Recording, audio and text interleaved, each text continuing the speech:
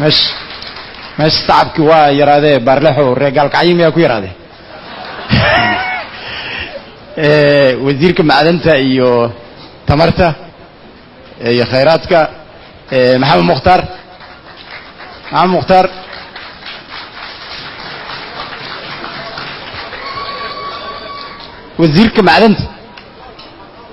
وزيرك معدنته iyo batroolka ha baalkina meeshan uu ka buuxaa liid wasiirku wuxuu noo soo raacay inuu hubyo u gudbo alaabta soo qodobo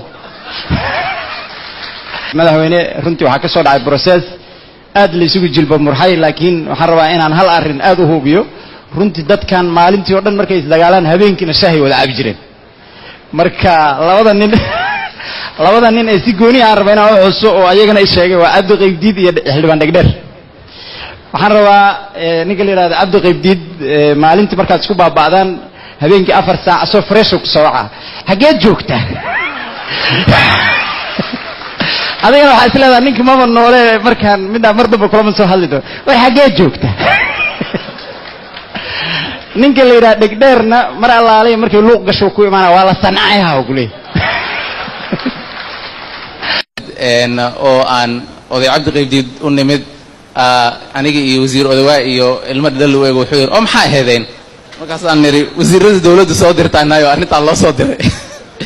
war balaaya ka dhacday war waxaan maxay ahayd aniga iyo koox anagoo ah qolaan isku soo xiranay waa soo u sheegay hadaayo libax nin aan aqoona lax ka ritaaliiriye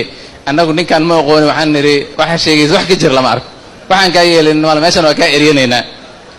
marka odaga baarleexay saaxiib ahaayeen oo habeenkii noo yimid wuxuu yiri waranimayo ma ogtiin 40 technica inay meeshan u tiirsan tahay odagaan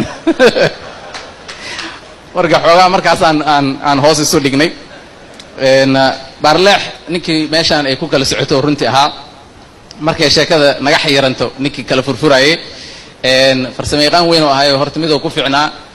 odaga Abdi Qaybdiid oo noo dhaxeeyay waa isu keen dhaweynayay mararka qaar koodna asaan ugu soo jeesanayo markuu ugu soo jeesto waxaan ka garan jirnay internetka oo naga dansan jiray